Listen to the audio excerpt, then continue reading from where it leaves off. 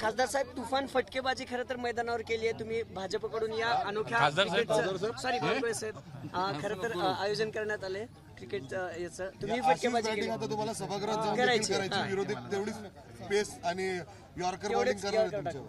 मी पुणे शहर भारतीय जनता पक्षाचं अभिनंदन करायला आलो आहे.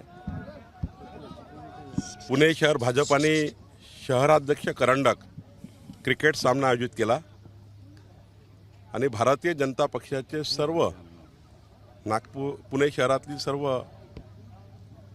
क्रिकेट खेळणारे आमचे खेळाडू पदाधिकारी या क्रिकेट सामन्यात खेळणार आहे.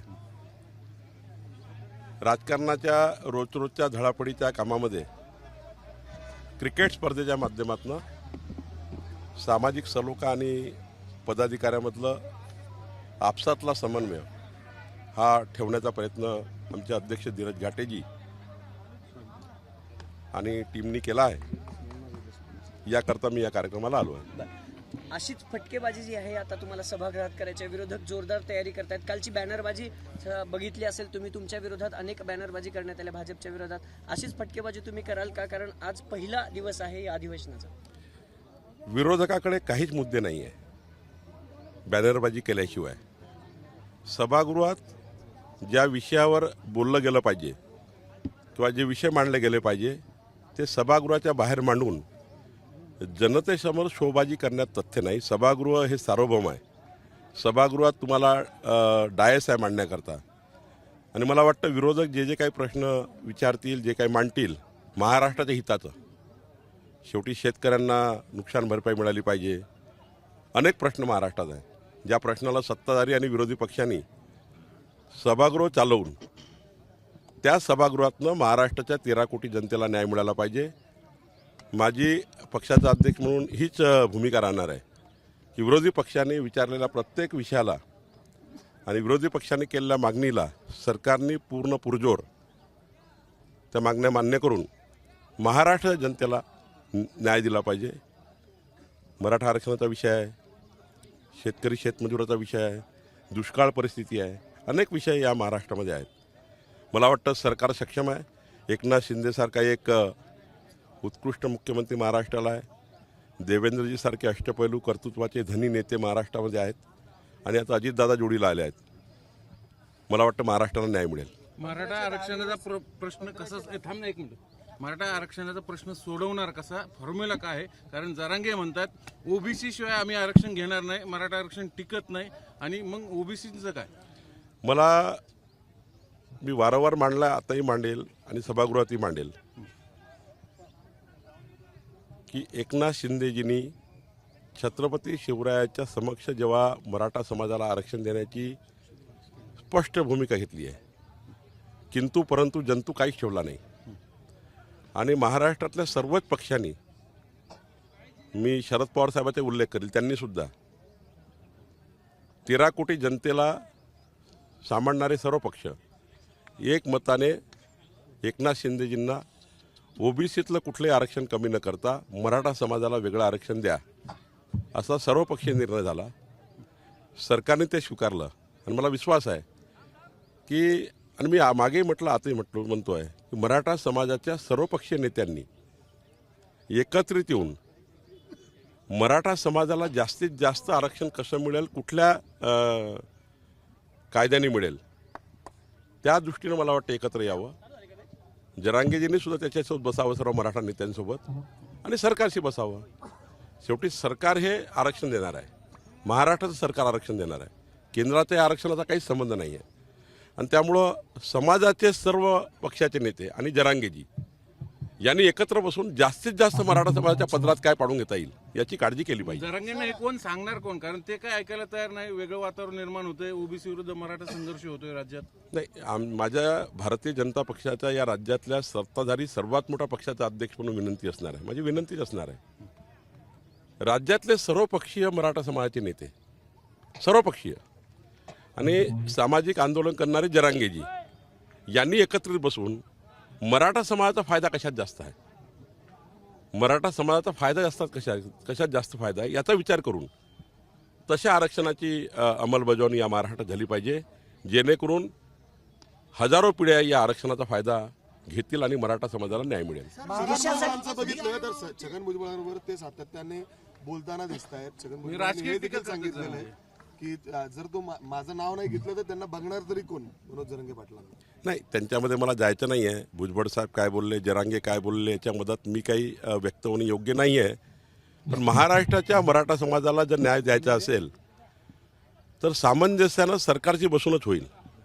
सरकार सार्वभौम आहे. सरकार ही आरक्षण देणारी आहे. देवेंद्रजी, एकनाथजी आणि अजितदादा सरकारमध्ये आहे. मंत्रिमंडळ मराठा आरक्षणाच्या बाजूने आहे. सभागृह, विधानसभागृहाचे दोन्ही सभागृह मराठा आरक्षणाच्या बाजूने आहे. महाराष्ट्राच्या 13 कोटी जनतेचे पक्ष मराठा समाजाच्या बाजूने आहे. मग मराठा समाजाच्या सर्व पक्ष नेत्यांनी एकत्र यावं आणि जरांगेजीशी बसून एकत्र बसून, मी वारंवार तेच सांगतो आहे, या क्रिटिसाइज करण्यामध्ये एकामेकाला सामाजिक वातावरण या ठिकाणी दूषित करण्यापेक्षा एका डायसवर बसून सरकार आणि सामाजिक प्रश्न घेऊन बसलं पाहिजे आणि मग निर्णय केला पाहिजे. तुम्ही डायसवर म्हणताय, एकत्र येण्याची आता म्हणताय, पण 24 तारखेची जी अल्टिमेटम आहे ती अगदी जवळ आलेली आहे. त्याचं काय, ते तर त्यांच्या पुढच्या भूमिकेवर ठाम आहे. नाही, त्यांची भूमिका त्यांनी मांडली आहे. सरकारने आपली भूमिका मांडली आहे. सरकार नाही करेल, त्यांची मागणी मान्य करेल, जे काय करायचं ते करेल. पण मला जे वाटतं की सामाजिक सलोखा या महाराष्ट्राचा बिघडू नये. राज्याच्या एका पक्षाचा प्रमुख म्हणून माझी जबाबदारी आहे की सामाजिक सलोखा बिघडू नये, याची माझी भूमिका महत्त्वाची आहे आणि आमची भूमिका महत्त्वाची आहे पक्षाची. पक्ष म्हणून आमची जी भूमिका आहे ती मराठा आरक्षणाला सपोर्टिव्ह आहे. मराठा आरक्षण मिळालं पाहिजे या बाजूची आहे. पण मला जे नेहमी आम्ही सांगतो आहे, कुठल्याही समाजाचं आरक्षण कमी करून कुठल्याही समाजाला देणे हे काही महाराष्ट्राला, या संस्कृतीला, आपल्या संस्काराला शोभण्यालायक नाही आहे. आणि त्यामुळं एकत्रित पद्धतीने हा प्रश्न सुटला पाहिजे. कसिनोच्या बाबत विधेयक पास झालंय आणि रोहित पवार असं म्हणतात की कसिनोच्या बाबत जो कायदा पास होणार आहे त्याचं ज्येष्ठ नेतृत्व करण्यासाठी तुमच्याकडे समितीचं अध्यक्षपद करावं असं त्यांचं म्हणणं. ट्विट केलं रोहित पवार. आता जुन्या फोटोची आठवण करून देतो. माझ्या पारिवारिक एका दौऱ्यामध्ये मी सांगितलं, माझं स्पष्टीकरण दिलं आहे. मी वारंवार स्पष्टीकरण देऊ शकत नाही. परिवारासोबतली फोटो कापून त्या फोटोला मार्क करून या पद्धतीने दाखवला गेला, तर त्याबद्दल मला जास्त जायचं नाही आहे. मी आधीच त्याचं उत्तर दिलं आहे. त्यामुळे रोहित पवारांना योग्य वेळी उत्तर देऊ. दिशा सालियन प्रकरणी विषय जो आहे तो दबाव जास्त बोलतात असं वाटतं. 4 सदस्यांनी राजीनामे दिले. जास्त बोलतात असं वाटतं का? भाजपावरती थेट आरोप करते मागासवर्ग आयोगाचे रोहित पवार जास्त बोलतात का? अजित दादांकडून ट्रेनिंग घ्यायला. याला जोडूनच प्रश्न आहे सर, मागासवर्गीय आयोगाच्या सदस्याचा राजीनामा सुरू आहे आणि त्यांचं म्हणणं आहे की सरकार दबाव टाकते त्यांच्यावर. 2 मंत्र्यांचा दबाव आहे मागासवर्ग आयोगावरती. अध्यक्ष राजीनामा देत आहेत आणि मग मागासवर्ग रोहित पवारांवर विषय होऊ दे, नंतर पुढे घेऊ. रोहित पवार ज्या पद्धतीने आता संघर्ष यात्रा काढली, अजितदादांची जागा घेऊ पाहतायत, आज ते सभा होते आणि रोज उठून भाजपच्या मोठमोठ्या नेत्यांना आरोप करता येतात, तर तुम्हालाही टार्गेट केले. तुम्ही कसं बघता, रोहित पवारांना कसं फ्रेम करतं? राजकारणामध्ये आयुष्य जातं माणसाचं, तेव्हा कुठं माणसं मोठे होतात. काही लोकांना फार घाई असतं मोठं होण्याची. तर मी रोहित पवारबद्दल बोलणं काही योग्य नाही आहे. आमचे प्रवक्ते बोलतील, प्रवक्त्यांची जबाबदारी आहे बोलायची. पण राजकारणामध्ये फार घाई करून कधी माणसं मोठे होत नाही. पवार साहेबांना संपूर्ण आयुष्य राजकारणात टाकावं लागलं. अजित पवारांना 36-38 वर्ष आयुष्य जरी टाकलं तेव्हा ते इथपर्यंत पोहोचले आहेत. शेवटी जनता ही महाराष्ट्राची खूप सुजाण आहे आणि त्यामुळं कोणी काही बोलेल, कोणी काय बोलेल यावर जनता विश्वास ठेवत नाही. थोडा सबुरीने घेतलं पाहिजे. मागासवर्ग आयोगावर दबाव आहे का मंत्र्यांचा? नाही, मला राजीनामे घेतले जातात फोन करून. सगळे ओबीसी बाहेर काढले जातात, मराठी टाकले जात आहेत. हवंय काय सरकारला नेमकं? मागासवर्ग आयोगात मराठ्यांचा भरणा करून मराठा आरक्षण असं मिळणार आहे का, जे कोर्टात टिकणार नाही? नाही, मला वाटतं जर राज्यातला एखाद्या राज्य मंत्रिमंडळातल्या एखाद्या मंत्र्यांनी काही भूमिका मांडली असेल ती मला माहिती नाही. मी प्रवासामध्ये आहे. पण आपण जे सांगताय की सरकार दबाव टाकतं, सरकार हे करतं, सरकार ते करतं, मला वाटतं यात काही तथ्य नसावं. ते बघावं लागेल काय नेमकं याच्यामध्ये. राजीनामे का होते? चार सदस्य सरकारचं नाव घेत आहेत, 4 सदस्य अध्यक्षही राजीनामा देण्याच्या तयारीत आहेत, सरकारचा दबाव आहे असं डायरेक्ट नाही, मी अजूनही माझा पण असं म्हणाले की नाराज आहेत एकनाथ शिंदे आयोगाच्या कामकाजावर. नाही, मी सांगितलं की सरकारमध्ये आणि आयोगामध्ये काय चालू आहे याचा पक्ष म्हणून माझा फारसा संबंध नाही आहे. पण मला याच्याबद्दलची माहिती घ्यावी लागेल. आपल्याकडनं जी माहिती मिळते यावर मला माहिती घ्यावं लागेल आणि मगच बोलावं लागेल. दिशा सालियन प्रकरणी आदित्य ठाकरेंची SIT चौकशी होणार आहे. इव्हन ठाकरेंची तत्कालीन मुख्यमंत्र्यांची देखील चौकशी करण्याचं काहीतरी चाललंय. कसं बघता शेवटी दिशा सालियन प्रकरणात SIT चौकशी तुम्ही लावून घेतली असेल?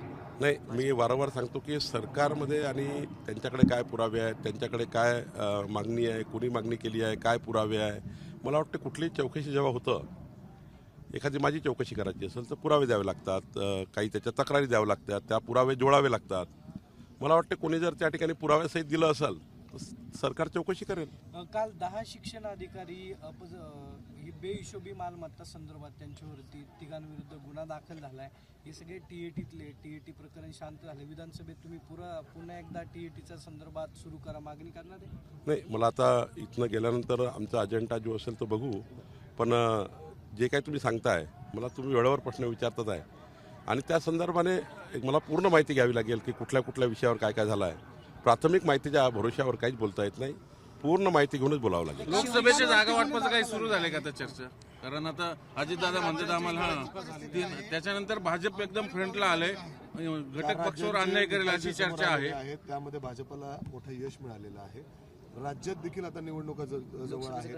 मध्यंतरी देवेंद्रजींनी जे सांगितलं एका मुलाखतीमध्ये, म्हणजे आता बोलणं झालं असेल तुमचं सर?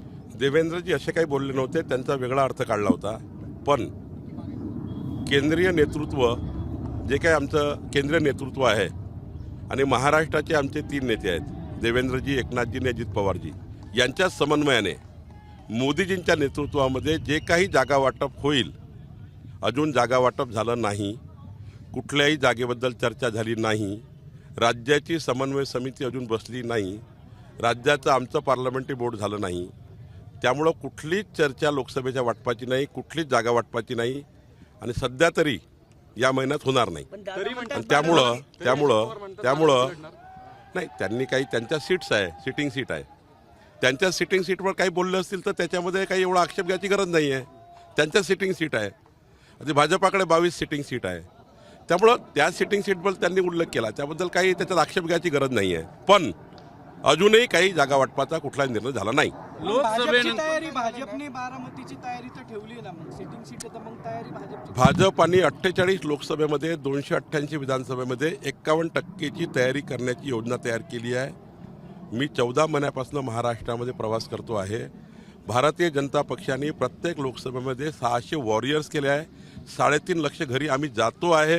प्रत्येक लोकसभेमध्ये मोदीजींच्या 9.5 वर्षाचे काम पोचवतो आहे. ज्या ठिकाणी अजित पवार साहेबांना सीट मिळेल त्या ठिकाणी भाजपा ती सीट 51% कशी निवडून येईल याकरता पूर्ण ताकद लावेल. एकनाथजीला मिळाली तिकडेही ताकद लावेल आणि भाजपाला मिळाली तर महायुतीच्या 11 पक्षाची ताकद आम्ही घेऊ. कुठेही आमचा वाद होणार नाही. भाजपा पूर्ण ताकदीने, एकही सीट अजितदादाची, एकही सीट एकनाथ शिंदेची कमी मतं मिळू द्यायची, कमी मतं मिळणार नाही. पूर्ण भाजपाचे मतं अजितदादा आणि एकनाथ शिंदेच्या उमेदवाराला मिळतील ही काळजी भाजपाची घेण्याची जबाबदारी आहे आणि म्हणून आम्ही ती काळजी घेतो आहे. हे झालं लोकसभेचं. पण लोकसभेनंतर महायुतीचं भविष्य काय? महायुती अभेद्य आहे. 225 आमदार तुम्हाला विधानमंडळात दिसतील. 225 आमदार. विधानसभा एकत्र लढणार असा शब्द देणार घटक पक्षांना तुम्ही? विधानसभा आम्ही महायुतीमध्येच आहे. कुठेही याच्यात किंतु परंतु नाही आहे. आम्ही कधीही आमच्याकडनं कधीही कुठल्या युतीला आम्ही धोका दिला नाही. आम्ही युतीचा मोठ्या भावाचा धर्म पाळला आहे. तसे आमचे संस्कार नाही पक्षाचे, पण आम्ही 100% महायुतीमध्येच लढू. सर, नीलम गोरेंनी आज सकाळी विधान केले की शिवसेना ज्यावेळेस पक्ष फुटत होता, बाळासाहेब ठाकरे जर असते तर ते स्वतः गाडी काढून गुवाहाटीला निघाले असते आणि त्यांना जर आमदारांना कळलं असतं की बाळासाहेब येत आहे तर ते स्वतःहून आले असते.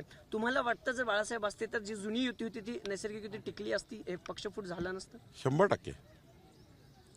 हिंदू हृदय सम्राट बाळासाहेब ठाकरे यांना मी बघितलं आहे. मी 31 वर्षापासून भाजपा सेना युतीमध्ये काम करतो आहे, 1992 पासून. आणि हिंदू हृदय सम्राट बाळासाहेब ठाकरे यांच्या विचाराकरता काम करणारे नेतृत्व होतं, एका विचाराकरता. तो विचार सोडून कधीच बाळासाहेब जाऊ शकत नाही. बाळासाहेबांनी विचारांनी पक्ष चालवला, अविचारी पक्ष कधी चालवला नाही, अविचारी कधी वागले नाही. आणि त्यामुळे बाळासाहेब जर असते तर कधीही भाजप सेना युती तुटली नसती. सर, प्रादेशिक पक्षांना भाजप संपवू पाहते असा आरोप होतोय आता निवडणुकीच्या निकालानंतर. जानकरांचा आरोप चिन्ह जे आहे तुमच्या चिन्हावर. अहो, मी तुम्हाला एक उदाहरण देतो बिहारचं. बिहारमध्ये भाजपा जास्त होती, नितीश कुमार कमी होते, तरी नितीश कुमारांना सार्वजनिक दिलेला शब्द भाजपाने पाळला. प्रत्येक वेळी भाजपाने शब्द पाळला.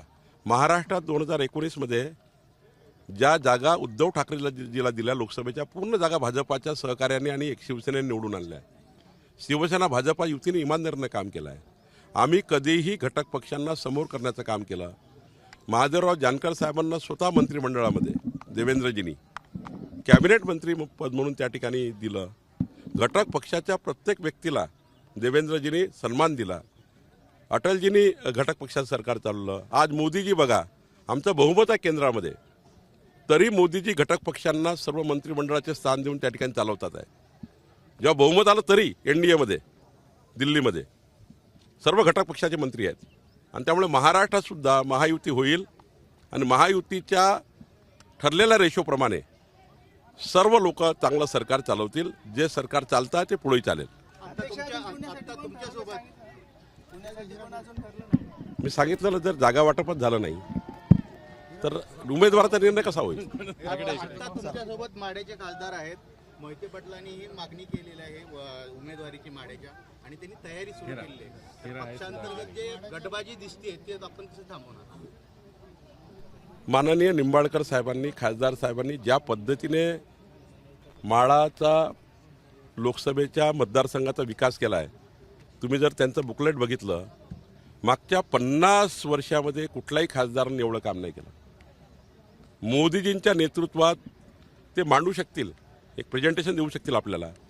मोदीजींच्या नेतृत्वात जलसिंचनापासून तर रस्त्यापर्यंत, म्हणजे मी तर म्हणेल जे 50 खासदार पहिले क्रमांकाचे असतील विकास करणारे, त्यामध्ये राजे निंबाळकरजी आहेत. आणि त्यामुळे राजे निंबाळकर हे निश्चितच त्याच्या मतदारसंघामध्ये 51% वरची लढाई लढतील आणि निवडून येतील. 51% वरची लढाई लढतील. इतकी मी काय म्हटलं, उद्या जर मी वारंवार सांगतो, उद्या जर आमच्या पार्लमेंटरी बोर्डाने राजे निंबाळकर साहेबांना उमेदवार केलं, माझा दावा आहे, मी संघटना बघतोय, आमची संघटना इतकी मजबूत आहे आणि निंबाळकरांचे कामं एवढे जोरदार आहेत, सत्ता आणि संघटन मिळून 51% वरची लढाई तिथे होईल. आणि आतापर्यंत जितके मतं, आतापर्यंत माढा लोकसभेमध्ये जो रेकॉर्ड आहे, तो सारे रेकॉर्ड यावर्षी मोडले जातील असा माझा संपूर्ण विश्वास आहे. मोहिते पाटलांनी दावा केलाय त्याचं काय नाही, मोहिते पाटलांनी आम्ही बसू, त्याची काळजी नका करू. एबीपी माझा, उघडा डोळे बघा नीट.